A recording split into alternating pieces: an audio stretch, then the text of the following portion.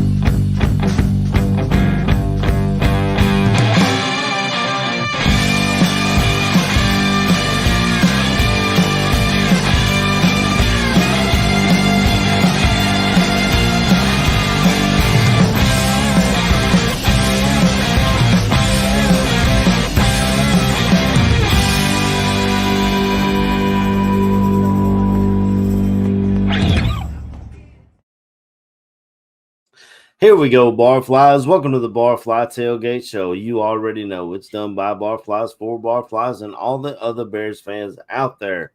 Good morning, Tooch. As you can see, we're a little short-handed today. Chris Watt's still waiting on his computer. I don't know if he ordered it from across the pond or what's going on. And KB got called in. Yeah. I hope he's good. Civil War in Britain. It's like you're watching the news. Oh, jeez. I hope Quatzilla's okay. Yeah, I think he's all right. But KB got called in for some training this morning with the fire department, so he might join us a little later. We're not sure, but we just figured we'd come on here and touch base with everybody. Great night last night. The Hall of Fame ceremony was held. I was so happy, Tooch, to see Devin Hester's bust have the dreads. Yeah. I thought they were going to have the haircut on it, but awesome. They had the dreads on it. And, that's how I remember Hess is the dreads. McMichael emotional, laying in the bed there, and he had his jacket on, and his wife unveiled the bust of the handsome young McMichael. Back how I remember him. The long hair and it's great. Yeah, I showed that to my wife because I actually recently lost a friend to ALS as well, and she didn't know. She was just saying how crazy it was that it seems like this disease is really hearing more and more of people catching it. I don't know if it's something we're eating, something preservatives in our food, or what's causing it. I have no idea, but that'll be something for scientists to figure out. I don't know, 20, 40 years from now, but it was a bittersweet moment because we all remember Mongo. Like I remember Mongo with the Four Horsemen, big, healthy dude that didn't take shit from anyone. It seems like he was that same guy on the field. Hell, even at the 7th inning stretch of the Cubs game, he was ready to fight the umpire. Fight with the umpire, Angel Rodriguez, right? I remember that. I always love that about him, man. I keep forgetting that you kind of grew up with McMichael through the WWE, right? Yep. He was with Ric Flair and Arn Anderson and the Four Horsemen in WCW. That was really hell, I think that was pre-NWO WCW, so it really wasn't even like, maybe there was a little NWO, but it wasn't like at the end of the NWO, everyone on the roster was in the NWO, and it kind of really just, I don't know how many wrestling fans we have in the chat, but that's really what killed WCW is they built this evil empire almost, and people started cheering for them, and they gave them creative control. I don't know, a whole bunch of things killed it, but I mean, it was really bittersweet to see that moment and all those old guys out there. I saw, of course, his wife was there by his side the whole way, which salute to her. I think. Yeah. How long they've been together for a long time, right? I think like 20 years. I mean, I am I crying out loud? You're good now. All right, hold on. Okay. Yeah. I got teary, man. I was crying, to be honest, with that McMichael clip. It's just sad seeing all of his buddies and teammates there was fantastic. For him to get his recognition. Yeah, it was definitely great. Guys like I think Gary Fensick was there. Of course, Mike Singletary, I believe, was still in Canton because I heard him on the score a few times while they were there. Jared Payton did the speech for him. Yeah, it was great. If you want to introduce our guest, we got someone to help us pad out the episode. So I got Georgie here. Hi guys, how you doing? George, are you marked as safe today from the riots in England? Yeah, it's a little bit chaotic. No, overblown is what I would say. I mean, it is going on. There's basically far right people that are coming out and trying to attack anyone that they think is not a domestic person, whatever that means, and. I mean, I think we all use toilets inside, so I think that makes us domesticated at the very least. My favorite beers are all domestic. I don't get it. Well, there you go. I mean, as long as we can all agree on something, I think you got something to move forward on. But these people are just obviously disaffected and angry, and it's misplaced. And luckily, there's plenty of people that are going out there in greater numbers, it seems, at the moment, that are going out to protest. These people are what's encouraging is to see that there's several places where rather than meet it with anger and hatred and sort of violence with violence, they're just sort of saying, look, tell us what it is that's bothering you. What is it you're worried about? Because we have a lot of the same concerns, just that you're coming at it from a different angle, and people are starting to change minds a little bit, which is encouraging to see. So it's not always a negative thing. People come into a place where they disagree. I think it's possible. I think it's something that we could all learn from a little bit.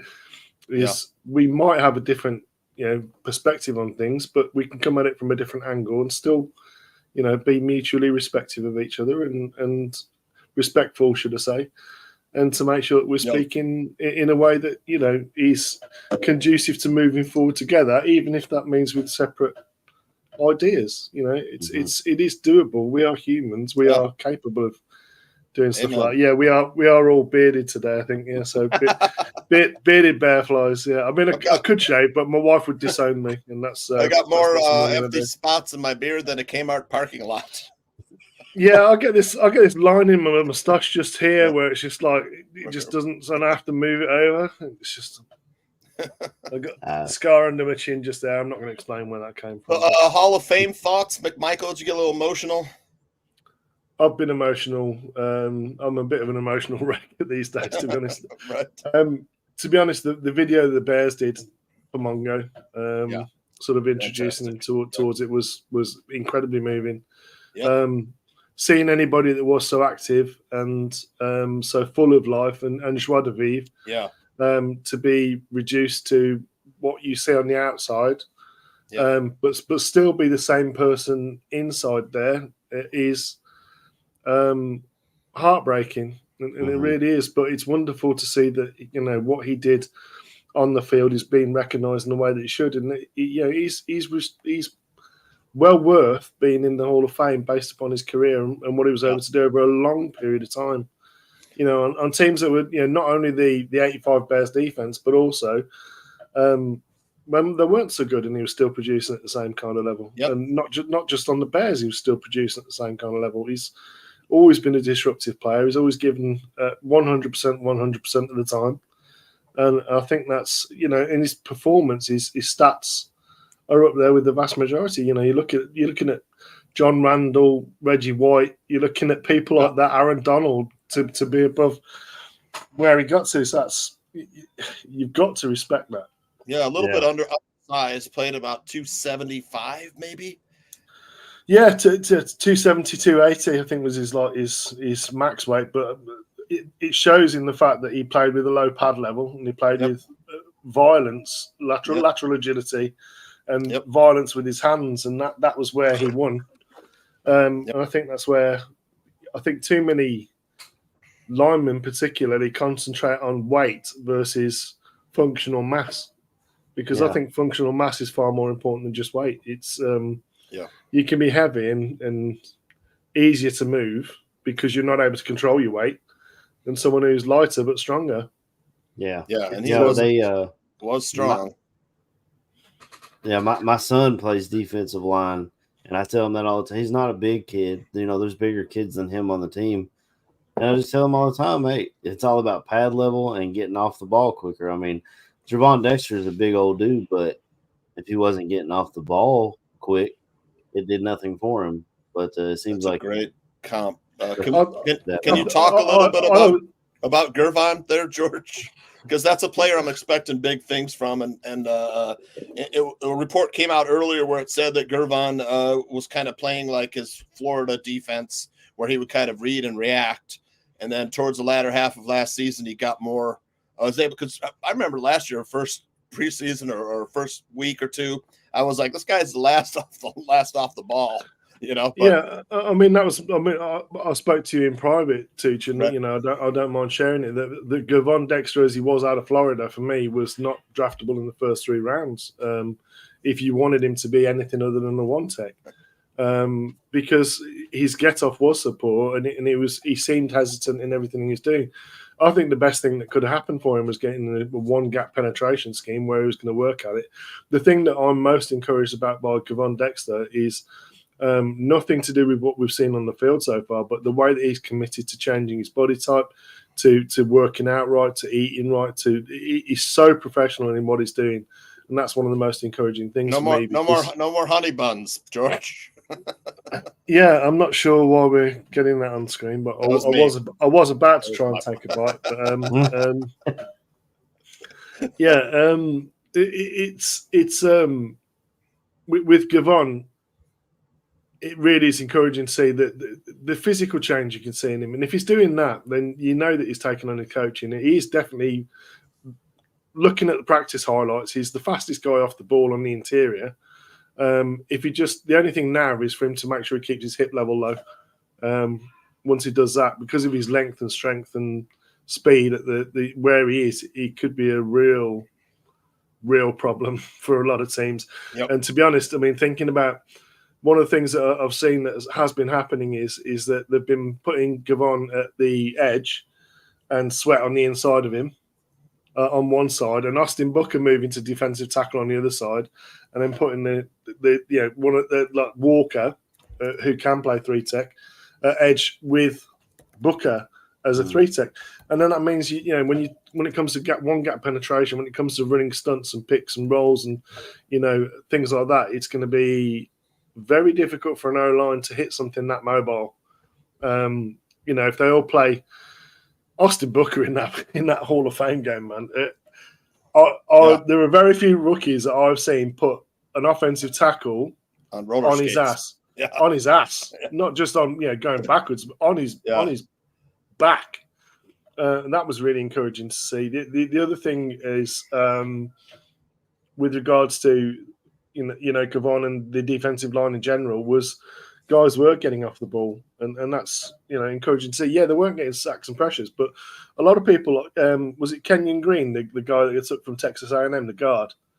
What was his name? They drafted him, I think, first or second round.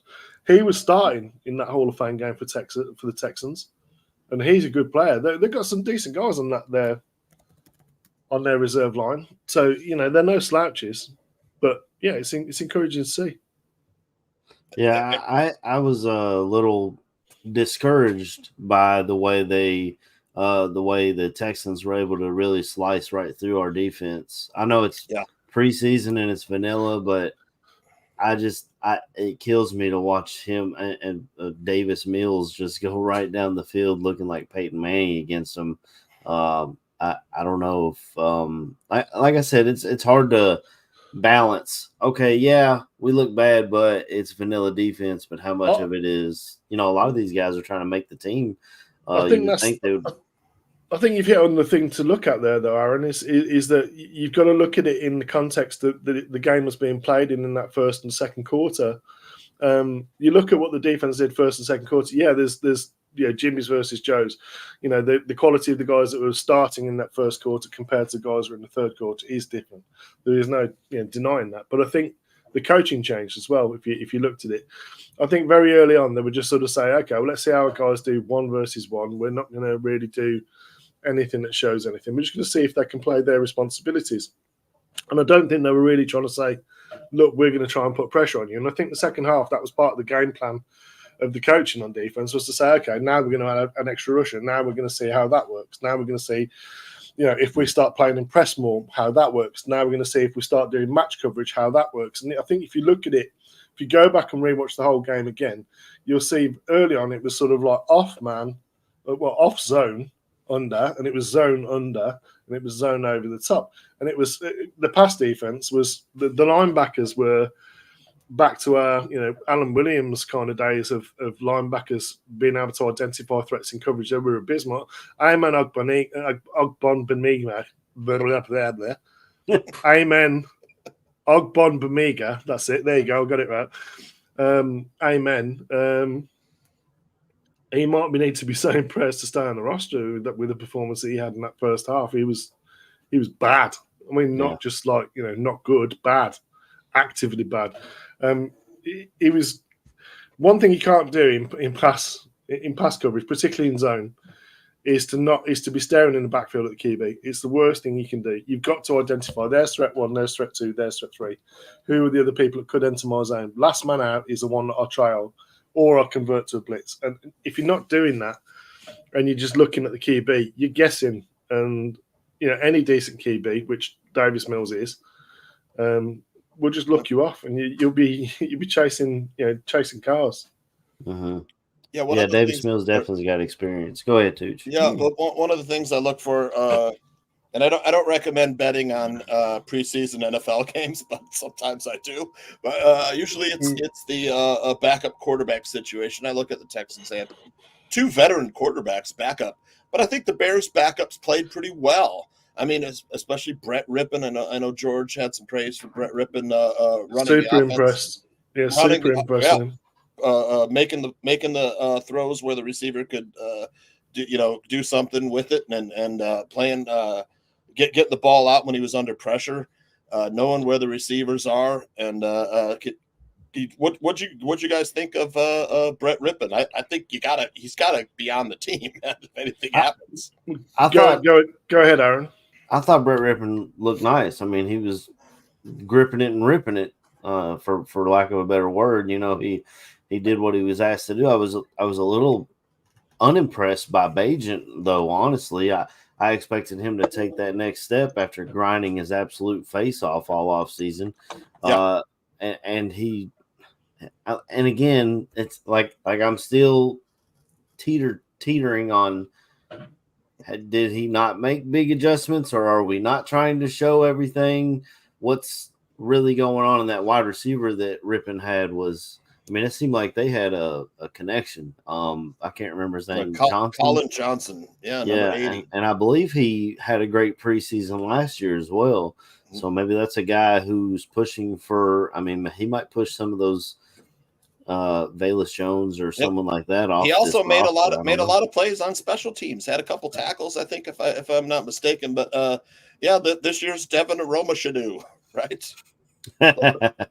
Maybe, but I mean, to my untrained eye, Brett Rippon looked a lot better than Bagent. But again, he's not playing against the same players that Bagent's playing against, and everything else. But Barely Samo, what did you see from these quarterbacks?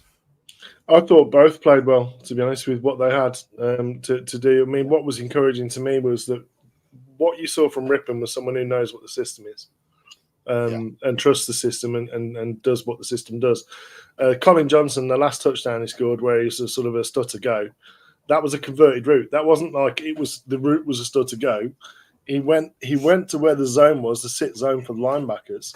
They were sitting, so he went again, and he just basically just did a stutter go, which is part of the route design, because then it becomes a levels concept.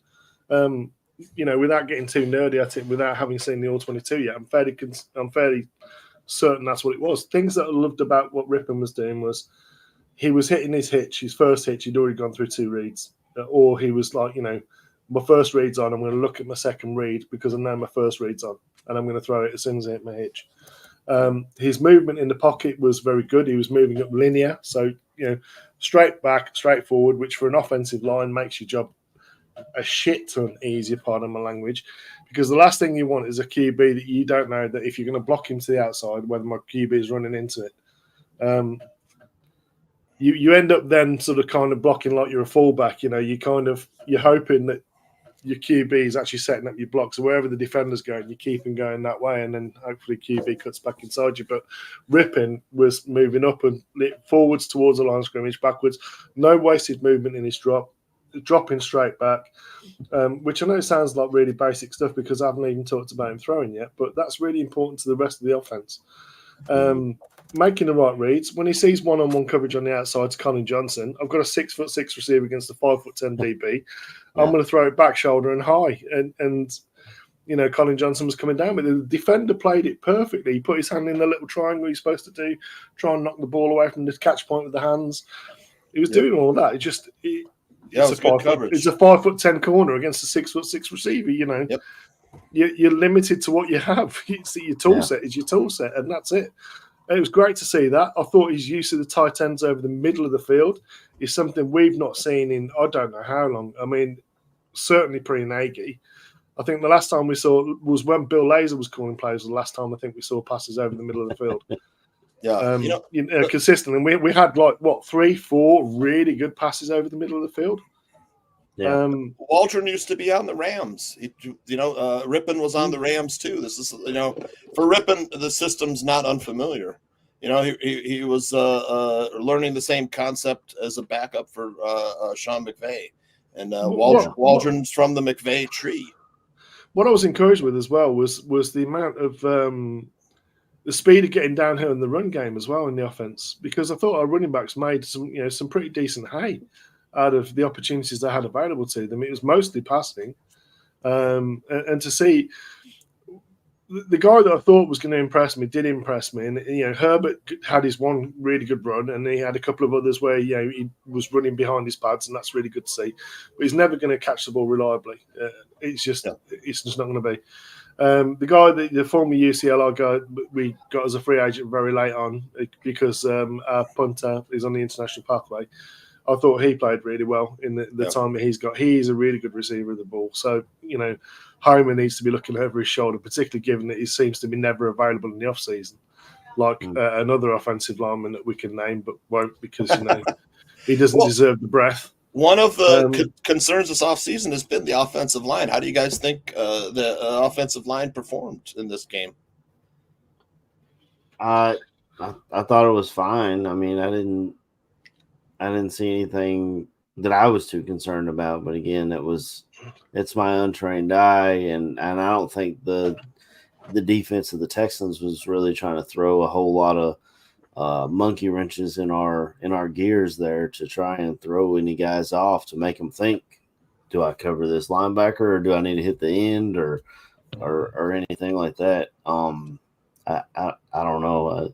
I'm really getting tired of Nate Davis missing practices. I know last year was a different situation, but this year it seems like the guy just doesn't like to practice. I mean, he shows up for one practice and then all of a sudden he's strained something. And even Eberflus has about had enough of it. He went on the press conference and talked about, availability is a major thing. And when you're not getting it, I mean, they brought in Ryan Bates. They brought in guys that have experience at that position. So if Nate Davis isn't going to show up and do his job, I mean, he could be out. And I don't know how much savings they do with that as far as the cap. So maybe he'll just not be much. benched. They're kind of locked into Davis, but I mean, center Lucas Patrick's gone. Center play is something we're looking at from was it Shelton and Bates? Georgie, and any thoughts on the center in this game? Serviceable. Centers that we saw in this game, and I'm going to eat some crow, and I'm going to do it. I've done it on Twitter. I might as well do it on here. When I was looking at Darnell Wright tape, Jerome Carvin was the right guard at Tennessee, which was next to Darnell Wright, and he was a revolving door, is any way I can describe him. He wasn't really getting any meat on people in the run game, and he wasn't holding up in the pass pro, but he looked probably 30 pounds heavier than he is now. I think him dropping that weight and him taking the coaching that he's had so far with the Bears, he looked like a different player, both at centre and at guard from that game. So that was encouraging because he was able to play both centre and guard. It was interesting to see Doug Kramer got some snaps at guard and at centre in the game. I thought he did pretty well. Jatari Carter did well playing left guard, interestingly, because normally, historically, he's played right guard for us. He was playing left guard. He had some good snaps. The only thing that was Borum played well at left tackle when he was on for his one series. It's clear with him only getting one series, he is the swing tackle de facto at the moment, it seems, which I think is actually a good decision. I think there's a lot of hatred towards Larry Borum that is undeserved. If you want him to be a left tackle, he needs to practice at left tackle. You need to give him at least 3 or 4 weeks at the position, as that's just his one position. That's what he's going to do before he can start making a judgment on it. What I do like about Borum is he gets off the ball well. He plays with good pad level. He attacks people. He's never going to be able to hold up against longer rushers because he doesn't have the arm length. But he plays with decent technique. He's got good, decent strength. I thought centre play was pretty good. There were no bad snaps. There was no real offsides or anything like that. I thought that part of it, the execution, that part was fine. The tackle play, after we got off the first sort of level of tackles, seemed to drop off a little bit. There was where the tackles weren't really staying on blocks. And I think that's because the footwork wasn't as good as it could have been. But they still seemed athletic. They were getting to the spots. They were getting to space. They looked better in space than they did necessarily trying to drive initially off the ball. Particularly one-on-one, the tackles, the reserve tackles. I think Benedette was one of the ones that played at some time on the right tackle.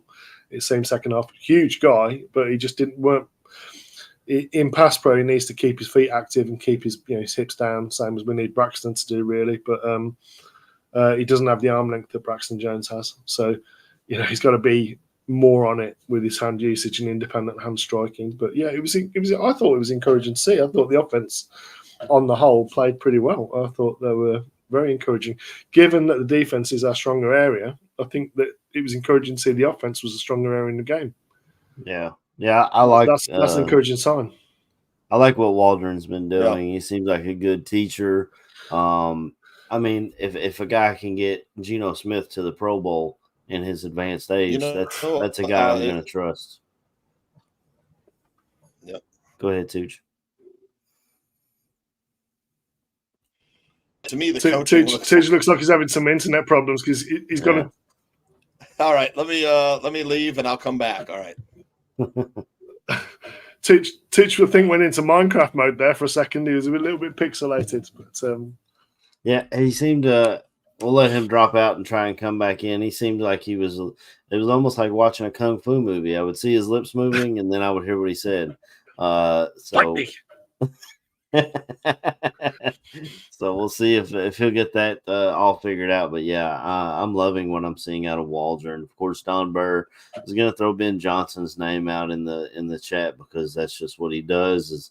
And he's proud of his team. But do you know what? If it's like having a is that better? Am I back? Yeah. You're way better, Tooch. Way better. That's so weird. Yeah. To me, a short sample size, I think the coaching is markedly better, than we've seen with Luke Getsy and whoever, his staff. Do we have a new did Waldron bring a new offensive line coach? We have the same offensive line coaches last year. That was the only guy they kept was Morgan. Coach Morgan's still in situ. He's the run game coordinator as well. Okay. Yeah, but he brought quarterback coach and everything with him from Seattle. So, and speaking of tight ends, that's something that I always loved about Seattle's.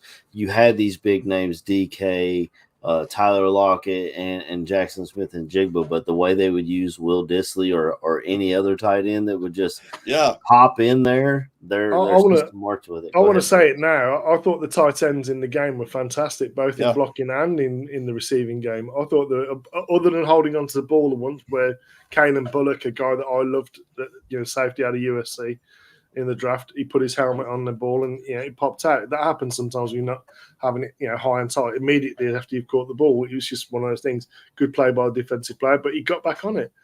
So it was encouraging to see the play of the Titans, because if you go back and watch again, the blocking game for the Titans was really good. And to see them making plays downfield and getting a couple of touchdowns, or Brendan Bates, one touchdown. Yeah, Bates played well. I thought Kentucky player. He looks fast. He does. He looks very athletic. Yeah, athletic and fast. He was mostly a blocker here at Kentucky, but other guy, can't remember his name, but 47. He played well. Tommy Sweeney from he's the veteran. Was on the Panthers, played at Boston College. But they're going to have some decisions at tight end, because they might keep 4, maybe. I don't know. The UCLA linebacker played really well as well. Number 50, is it number 50? I think. Can't remember his name. But he's UCLA linebacker that was a UDFA. We might as well talk a little players that stood out besides Rippon and Johnson. I was looking at Elijah Hicks, who played pretty well at the safety position, making a lot of nice tackles. He looked rocked up compared to last season to me. He looked like he's put on muscle mass, and he came with intent towards the line of scrimmage every single time he came. I don't think I saw a missed tackle from him. And he was making several solo tackles near the line of scrimmage. So I think that was really encouraging to see from Elijah Hicks. Linebacker play was largely uninspiring for me. Defensive tackle play was a bit vanilla. But, I mean, at the end of the day, the guys that impressed me, D-line, I thought Carrot had some flashes, very quick off the ball. Consistently the fastest man off the ball on defense. Austin Booker. Booker played well. I thought, again, a lot of people are giving Pickens some slack from the game. I thought he played his responsibilities well, and he played them with the right techniques. Yeah, he didn't make tackles and he didn't really get in on anything, but most of the snaps he got, he was You're just eating blockers at that position. He was eating guard and tackle with the vast majority of snaps. Yeah. How about Keith Randolph, the Illinois defensive tackle? Didn't get a chance to watch. Zero in on him, but he's a guy I kind of think might have a shot, but I don't think he stood out in the game. Not good, huh? Better in the run game than anything else, but again, he's got all of the size of a Gavon Dexter. If he gets the worth ethic of a Gavon Dexter, he might be someone's keep on the practice squad, but he's not ready this year. Not close to being ready. Not over guys like Cowart, for sure. I liked what I saw. Not on the 53. No, yep. I don't see him as a 53. I do see him as an interesting, to add as a practice squad guy that's going to work on his craft and get his body right. And how about Zach Pickens? That's what he was talking about earlier about getting a lot of flack. But he was eating blockers, which is basically that. I mean, that's your job as the nose tackle is to eat blockers. What he was doing well as well was disengaging from doubles, Aaron. I don't know whether you noticed that, but when he was getting doubled, was splitting the doubles and being able to disengage off the back of them. His pursuit was good as well. I don't know if you noticed, but of the defensive linemen that were chasing the ball, consistently saw 96 and 94. So DeMarcus Walker at defensive end. Anything from DeMarcus that might think we might not sign a free agent pass rusher? Did he even play? I thought I saw him play. He didn't play. No, he didn't. I thought he was out there. Okay. No, DeMarcus Walker wasn't.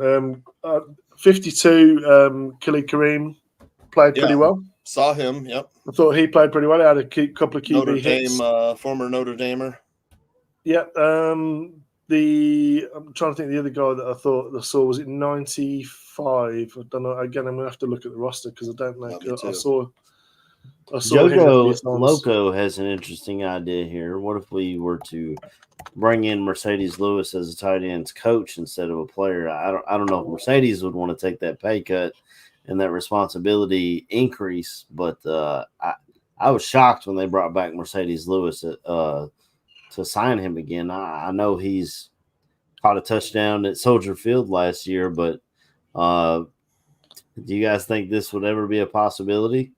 95 I show as DeMarcus Walker. Yeah, it couldn't have been 92. It was Daniel Hardy, 92. Okay. That might be why I thought I saw DeMarcus Walker. Yeah, the guy Daniel that Hardy, yeah. Montana the guy that I didn't see was Dominic Robinson. He's not going to stick.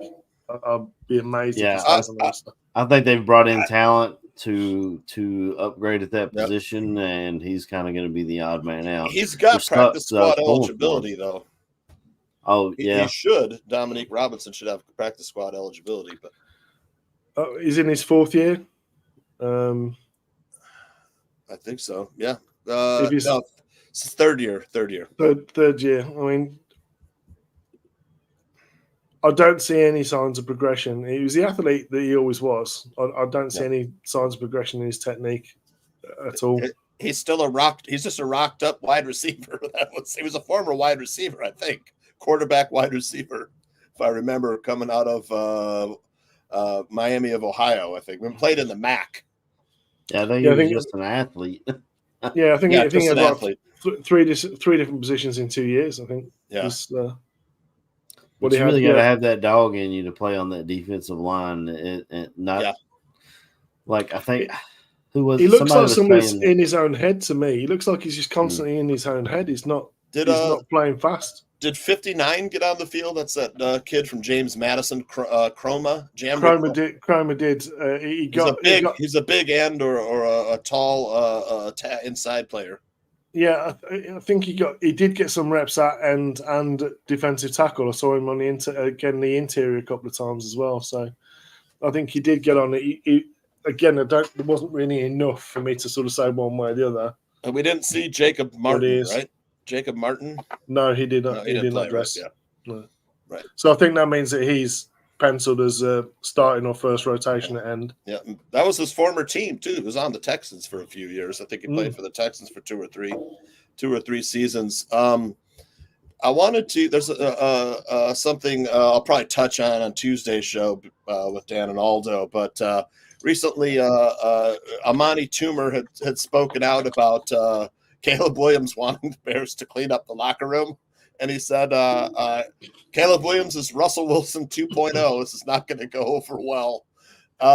Any thoughts on that? Because here's my angle to this story is like, you know what? If Caleb Williams, Russell Wilson gives us a Super Bowl, I'm all right with that. You know, gives us a Super Bowl victory. But also, if you take it one step further, how many Super Bowls is good for Caleb Williams since Mahomes and Brady set the bar at multiple Super Bowls? Are we not going to be happy with just one Super Bowl? I want to get your guys' thoughts on Caleb Williams, Amani Toomer's comments.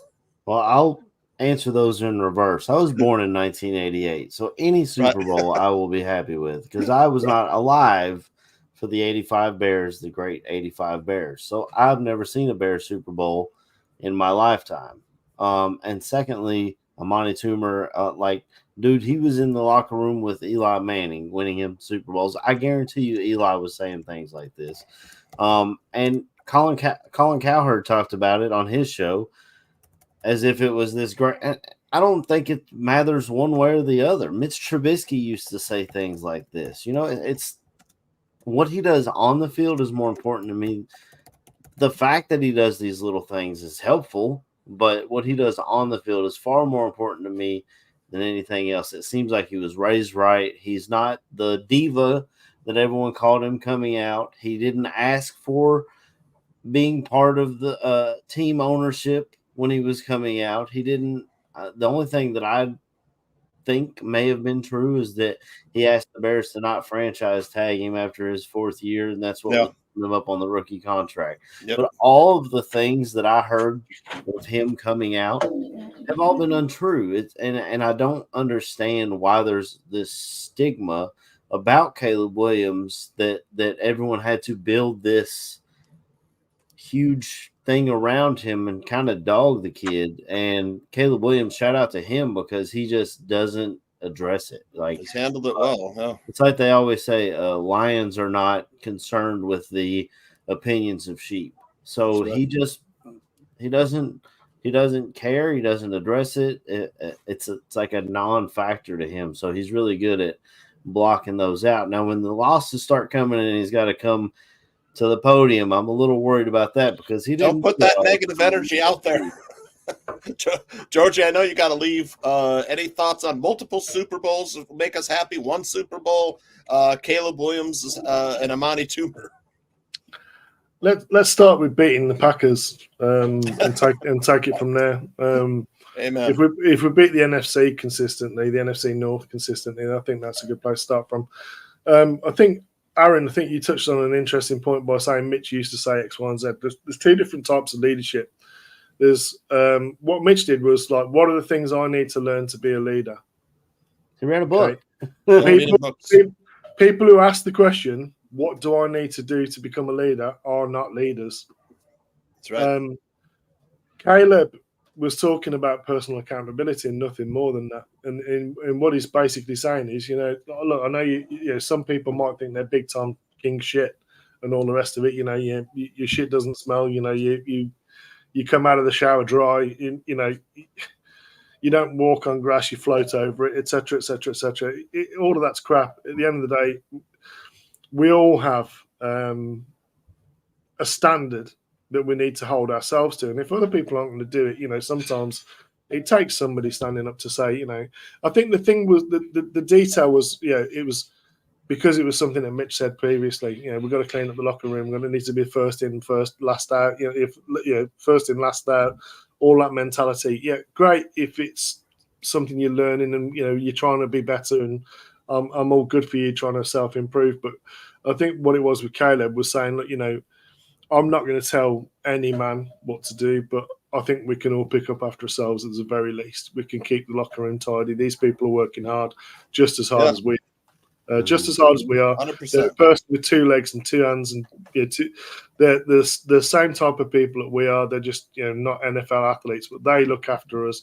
We've got to look after them a bit, and I think that's all it was. I think it's trying to make any more of it or less of it than that is remiss, and I think it's encouraging to see someone who will literally call people on their shit.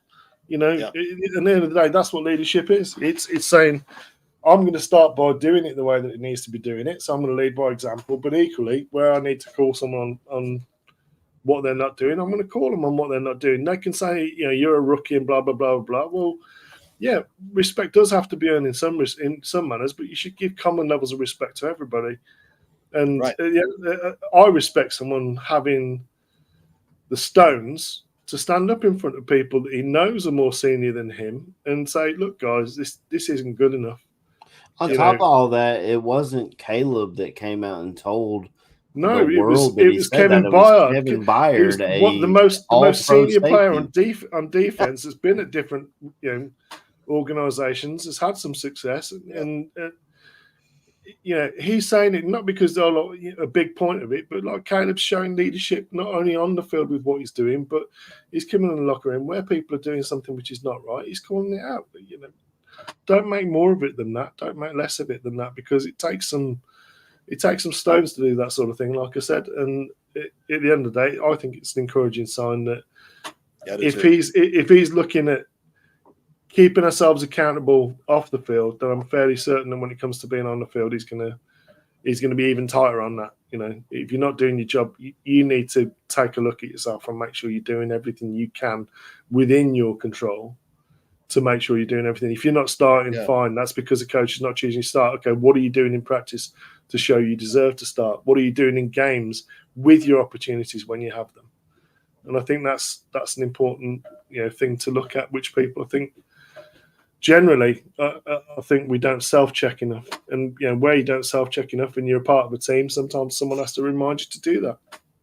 I think that's as simple as it is. Teamer, what did Teamer ever do? He's on a successful team. Right, exactly. As far as what the third, fourth receiver on that team. Yeah. Shut up, man. Exactly. Yeah, shut up. I don't even know how he got the job where he's at. Go and talk with Chris Canty, just do your sort of polarizing opinions for clickbait. Whatever it is, what it is. He's doing what he needs to do to get paid, which is chat shit. Shit posting. Just chat shit, and see if someone's going to react to it. I'm sure you're. Lions fans that always seem to spend their time in Bears Talk podcast because they don't have anything. They don't have anything to talk about on their own. The Bears are going to I'm sure they'll get some value from that. But for me, it's like just shut up, man. Just shut up. Do you have to get going? I do have to get going, but I enjoyed popping on with you guys. And thanks for dropping by, man. They're always informative. Take care of yourself, Georgie. I'll talk to you. Thanks for letting me speak. I'm sorry for speaking over everybody because I know I do that a lot. So it's all good, man. I love the insight, man. I appreciate it. Yep. Well, love you guys, and more success. Everybody subscribe to Byron. If you haven't hit like already, make sure you do it because it doesn't cost you anything. And it's really helpful to help with the algorithm. Comment in the chat as well, man, because we need to talk to people that the whole purpose of putting on shows like this is to connect with fellow Bears fans. So let's chat it up. And if you want to follow me, it's at BearListener1 on Twitter. Yep, that's it. Take care. Love everyone. Thanks, Georgie. All right. Love, guys. Bye. All right. Great insight as usual from George.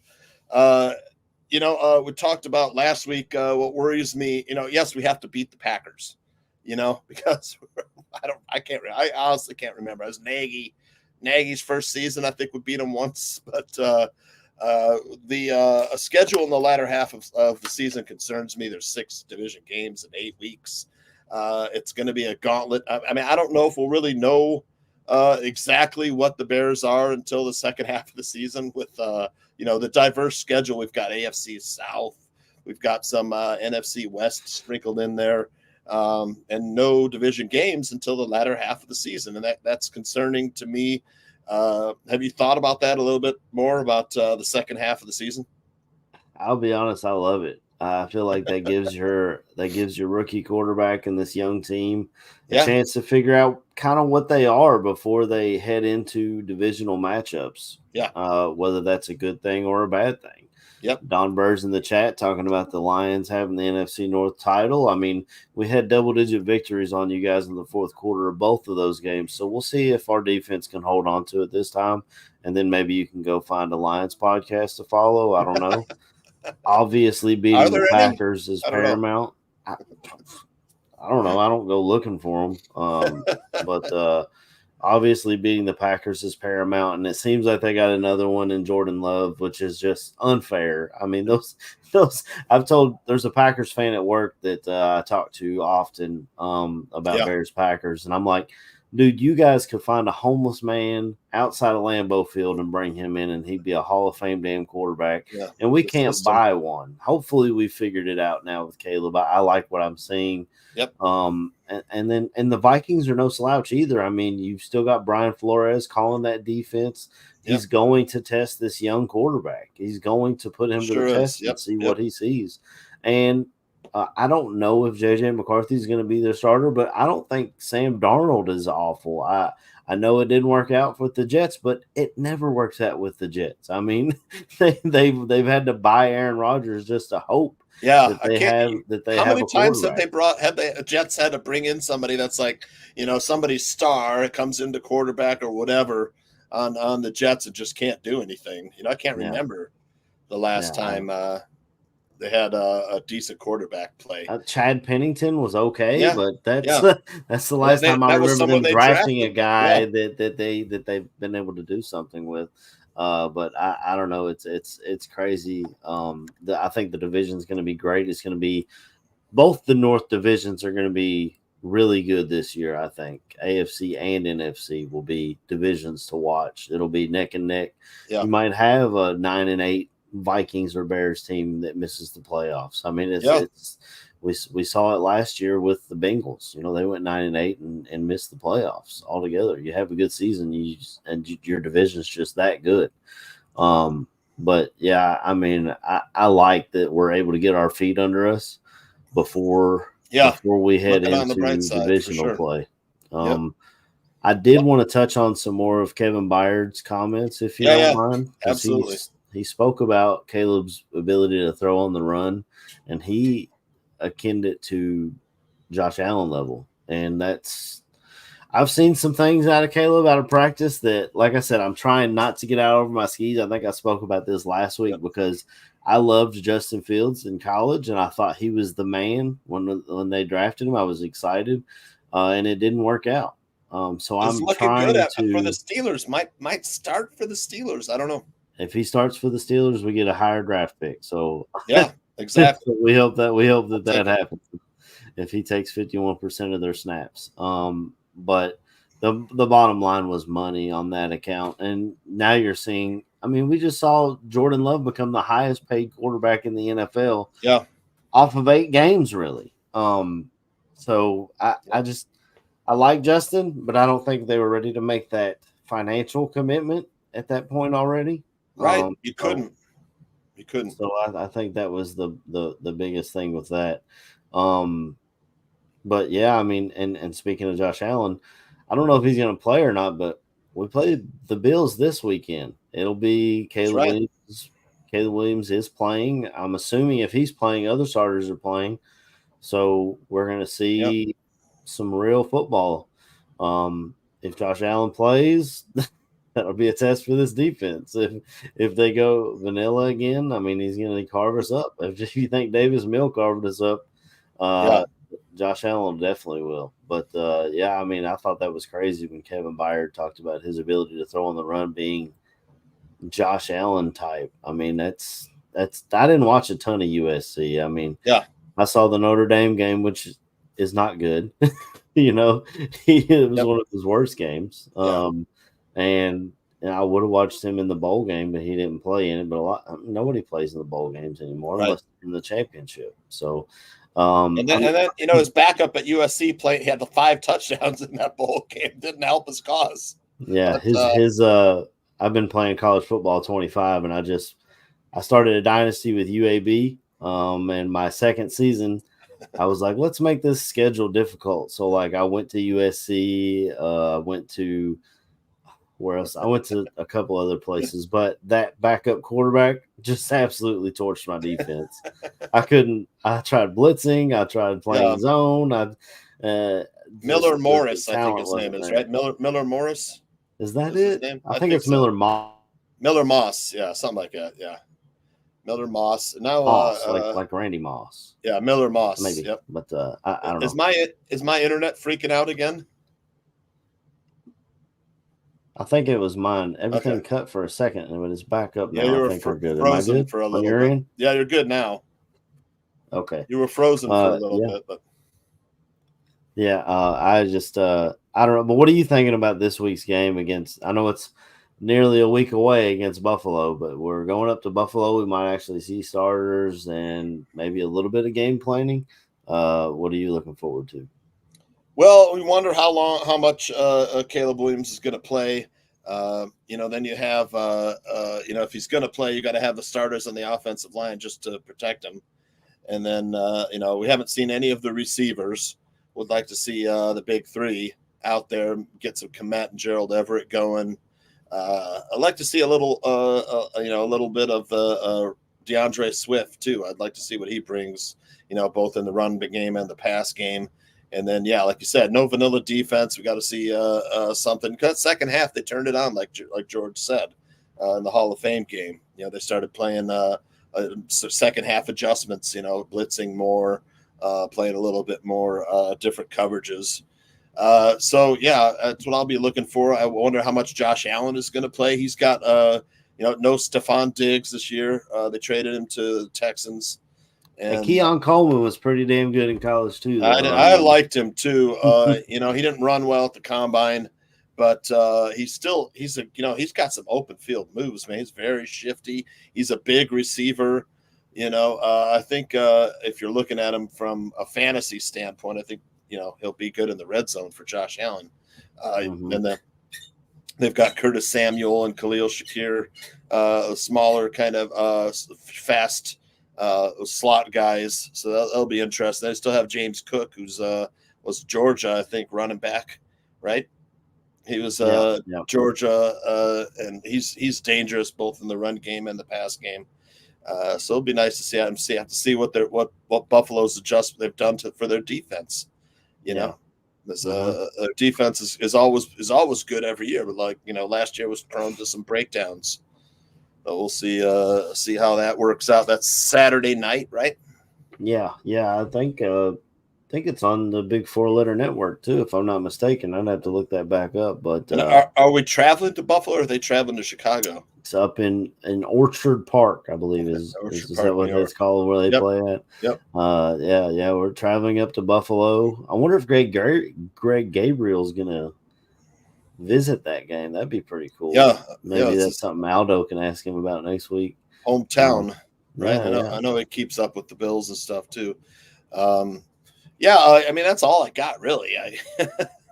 Getting ready for Tuesday's show. We got Hard Knocks on Tuesday. That'll be. I know you'll be watching. Right. Yep, Hell Tuesday. yeah, I'll be watching Hard Knocks. I just finished up watching the Giants Hard Knocks. If the Bears ever get the off-season version, I loved it. But I'm a nerd, so I love all the behind the scenes, the trade talks, the draft talks, the way you watch the draft unfold.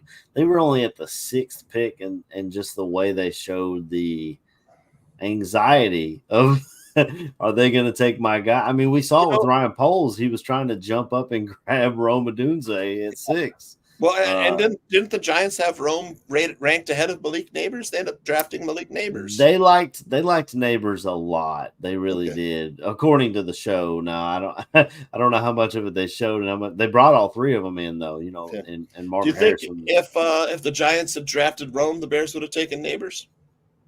Possibly, it's possible. Or they may have went with.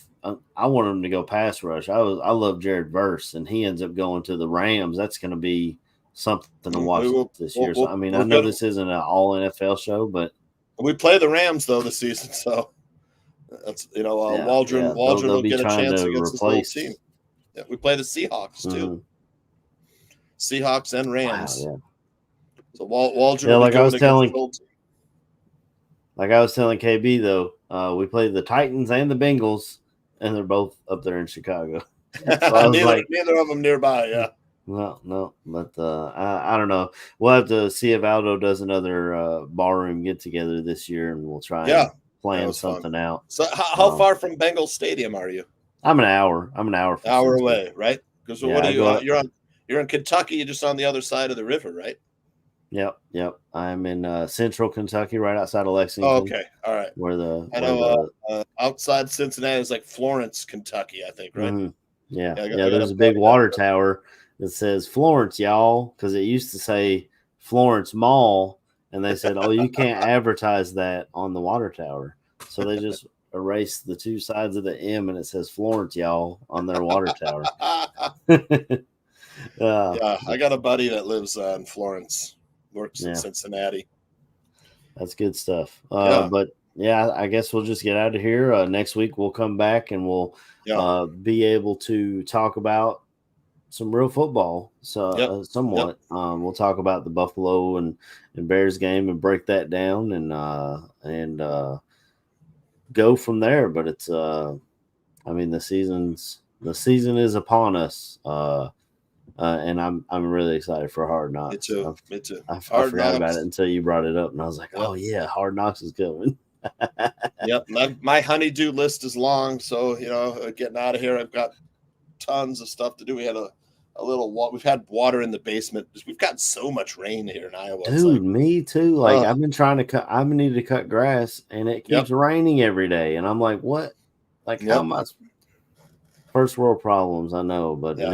I mean, now you know how much rain. I mean, normally like August, the lawns start going yellow, brown. We've got a lot of rain when everything's still green. Mm-hmm. It used to be just people that had good irrigation systems. They're in their yard, and their lawn would still be green. But I've got work to do. I got to seal some part where the driveway meets the house. So I've got to get that stuff out. It's like 95 here today. So I'm gonna try and work indoors as much as I can. But well, if you want to hit shout outs and anything else, and then we can close this thing on out. Well, it's hopefully KB and Chris are doing well. We'll see them next week. Next week I'm up at the lake though. I don't know how. I'll try and bring my laptop and stuff and see if I can get one in. It's a little vacation with the wife and kids. So thanks, Bruja. Shout out to Aaron for putting this all together, and Aldo for running the bar room, and all the Barflies today. Absolutely. Yeah, definitely. Shout out to everyone in the chat. And Georgie for dropping by. That took the words right out of my mouth. I was going to say shout out to Barlissimo for coming on, helping us out in a time of need because we're running short on manpower today. Absolutely. Shout out to KB and Chris. I think next week or maybe the week after is when Chris will have his laptop and he'll be good to go. He said he just didn't want to do it from his phone because it's always a pain in the ass when he tries that. So he didn't even want to deal with it, which is perfectly fine with me. I understand. Definitely. And KB, if you get your training done with, I hope everything went well. He said, it's Sunday, man. We're not even supposed to be doing this. I was like, called in on a Sunday. Yeah, it is what it is. But definitely shout out to everyone in the chat. Don Burr, Bruja's been on there. Matthew Focheezy's been in there. They said Swifty dropped by. Jojo Loco's been killing it in the chat today. I haven't seen that name before. I don't know if he's a new guy or what, but definitely everyone in the chat. King Buka, Caesar. If you guys could please hit the like, comment, subscribe. Do all of those things, and it'll let you know the next time we go live. We do everything at the bar room, from Bears to Bulls to White Sox. We used to have a Cubs show, but they don't really have it anymore. I thought about doing it, but I just don't really have the time to squeeze another podcast into my busy week. But then of course Tooch has his betting show on Fridays. Fantasy Football Goon is coming back. I'm gonna be busy. Yeah, I just paid my dues for that league, so we'll be having that draft live draft.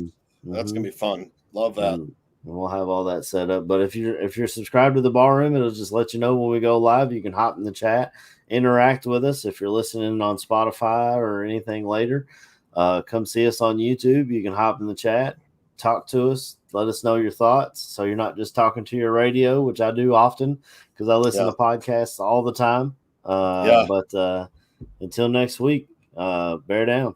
All right. See ya.